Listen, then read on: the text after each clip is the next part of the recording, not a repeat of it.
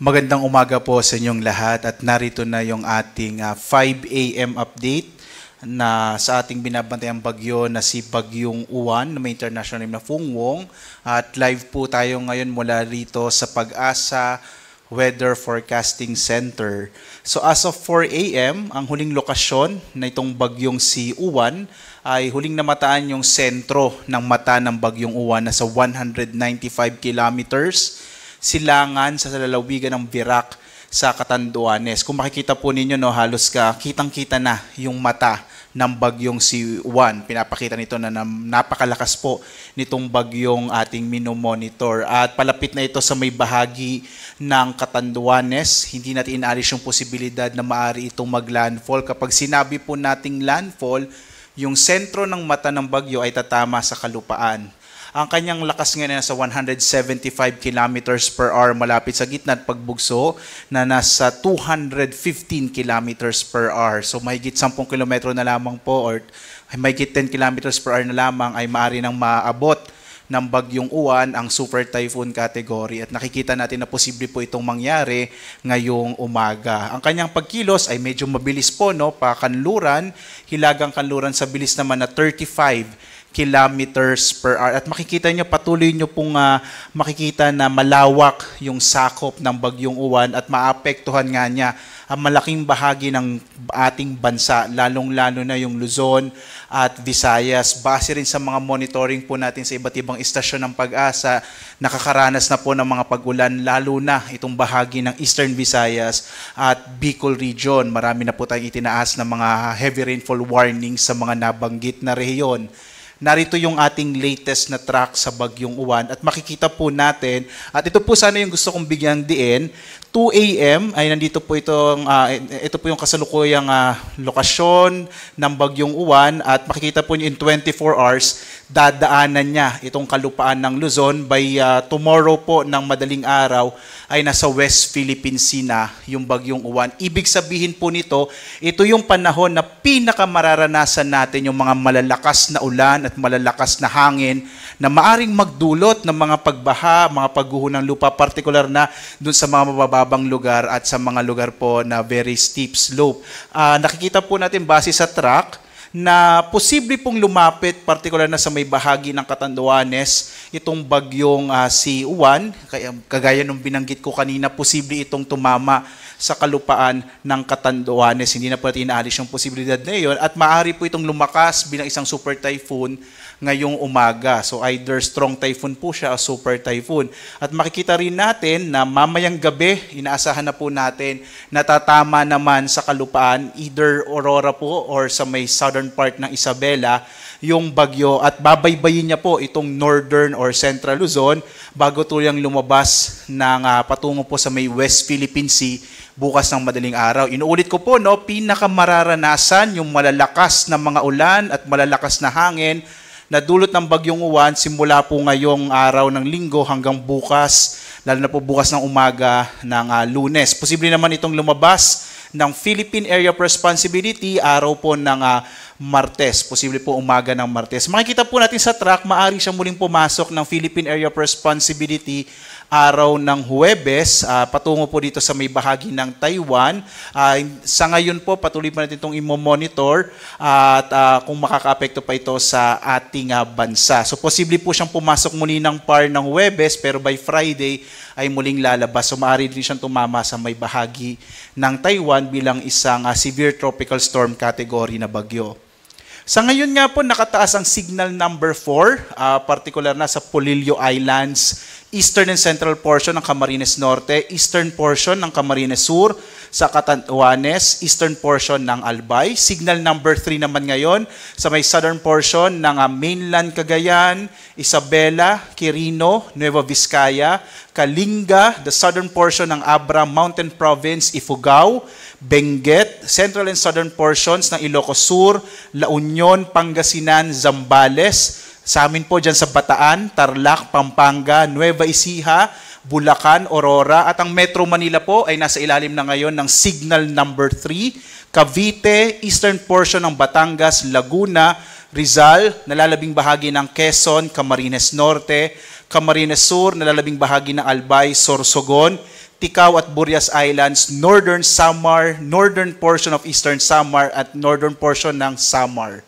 Signal number 2 naman po ngayon sa nalalabing bahagi ng Cagayan kasama yung Babuyan Islands, Apayao, Abra, the rest of Abra, Ilocos Norte, the rest of Ilocos Sur, the rest of Batangas, northern and central portions ng Occidental Mindoro, kasama yung Lubang Islands, northern and central portions of Oriental Mindoro, Marinduque, northern and eastern portions ng Romblon, nalalabing bahagi ng Masbate, Eastern Samar, Samar, Biliran, northern portion of Leyte, habang signal number 1 naman dito sa may bahagi ng Batanes, nalalabing bahagi ng Romblon, ng Oriental Mindoro at ng Occidental Mindoro, kasama po itong Calamian Islands at Cuyo Islands, nalalabing bahagi ng Southern Leyte, nalalabing bahagi po ng Leyte, buong lalawigan ng Southern Leyte, ng Bohol, northern and central portion ng Cebu, kasama yung Bantayan at Camotes Islands, northern and central portions ng Negros Occidental, northern portion of Negros Oriental, Guimaras, Iloilo, Capiz, Aklan, Antique, Dinagat Island, Surigao del Norte, northern portion of Agusan del Norte at northern portion of Surigao del Sur.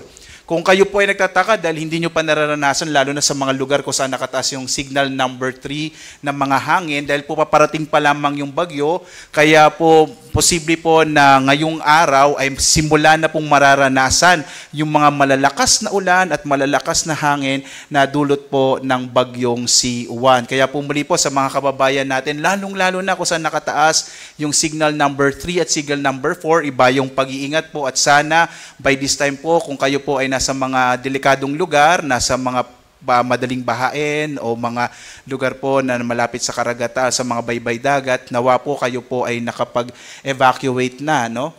Samantala po, posible pa rin makaranas ng mga pagbugso ng hangin, even po yung mga lugar na kung saan wala pong tropical cyclone wind signal. Ngayong araw, may mga pagbugso pa rin ng hangin sa Palawan at ilang bahagi ng Visayas at Mindanao. Bukas, araw ng Lunes, malaking bahagi ng Luzon at Visayas ay makararanas din ng mga pagbugso ng hangin. At sa Martes, kahit nakalabas na po yung bagyong Juan, ang kanyang trough o mga kaulapan na dala ay maaari pa rin magdala ng mga pagbugso ng hangin sa ilang bahagi ng Luzon. Samantala po, narito yung inilabas natin or na-issue na weather advisory. Ito po yung mga inaasahan nating mga pagdalang ulan ng bagyong Juan. At makikita po natin ngayong araw, halos ang malaking bahagi ng Luzon ay makararanas ng halos 100 up to 200 and greater than 200 millimeters of rain.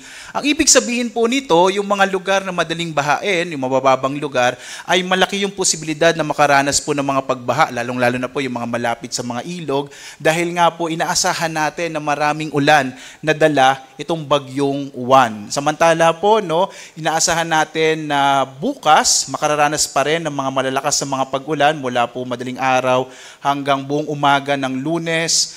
Itong malaking bahagi pa rin ng Luzon, lalong-lalo na itong western section ng Luzon. Muli po, no, mag-ingat tayo sa mga potensyal, mga posibilidad ng mga pagbaha at mga pagguho ng lupa na dahilan po ng mga ulan na dala ng bagyong Juan. Samantala po, pagdating ng araw ng Martes, makararanas pa rin ng mga pag-ulan ang ilang bahagi ng Ilocos Sur, La Union, Benguet at Pangasinan habang papalabas na nga ng Philippine Area of Responsibility ang bagyong Juan.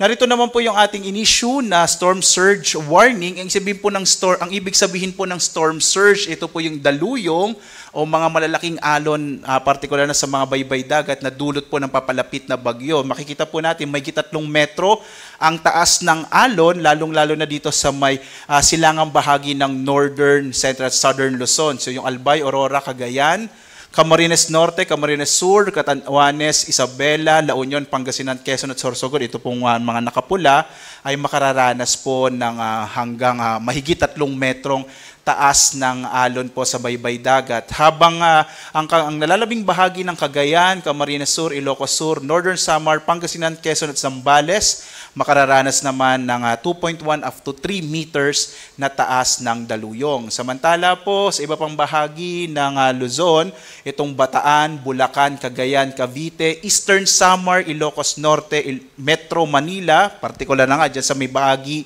ng Manila Bay, gayon din sa Pampanga, Dinagat Island, Surigao del Norte at Batangas, makararanas din po ng hanggang 1 hanggang 2 metrong taas ng alon. Kaya iba yung pag-iingat po. Kung kayo po ay nasa mga baybay dagat mainam po na lumayo na kayo sa lugar na iyon dahil nga maaari pong makaranas ng daluyong ang mga bahaging ito ng ating bansa. Narito naman po yung nakataas na gale warning. Ito naman po yung inaasahan nating malalaking mga pag-alon sa ating karagatan.